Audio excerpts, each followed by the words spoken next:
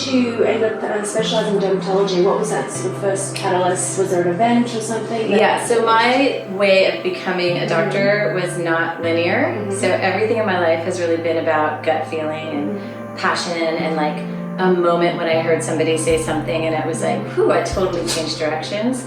For example, I went to Vassar College and studied Japanese and philosophy as an undergrad. And with that, I led canoeing trips for a couple of years just to be out in the wilderness. And with that, I had to learn how to take care of emergencies out in nature. And the first moment I had a crisis and had to like help somebody with an ankle problem, that hands-on knowledge of like knowledge is power to help somebody was a catalyst for me to decide to try to go into medical school. So then I went out to Berkeley, mountain biked, took classes, waitressed, worked in public health to pay for all those classes, and then got into medical school at Albert Einstein College of Medicine here in the Bronx. And then I was very into women's health and worked at UCSF in San Francisco on endometriosis, which is a women's problem, and wanted to go into OBGYN. And then at the very last second, in third year of medical school, a lot of the doctors in that field said, why don't you think about dermatology? And I had no idea what that was. I thought it was like podiatry or some other thing that I hadn't studied.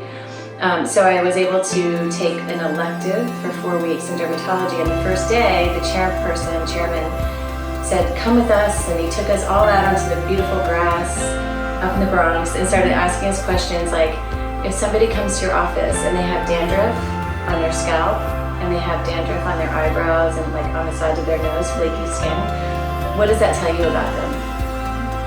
And so I thought they have dandruff, like of course, but then the person next to me said, well, that is a manifestation of hepatitis C, it's an early sign of Parkinson's disease, and it's one of the first signs of HIV infection. So that ability to have encyclopedic knowledge about the body inside, just from pattern recognition on the outside, made me realize this is what I love. Like it was like that ignition of passion. I want to learn more about this. And that means you can go anywhere in the world. You can travel anywhere and meet anyone and look at their skin and understand beyond their skin what's happening in their body. You can look at their nails and know how their liver is. You can look in their eyes and know something else about them.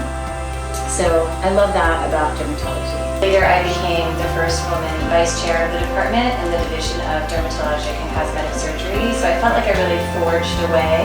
I mentored so many men and women to become dermatologic surgeons, and I loved it, and I became very busy there, and I wanted to sort of expand either in the institution or outside of the institution, and there was just a lot more room to spread my wings in my own private practice.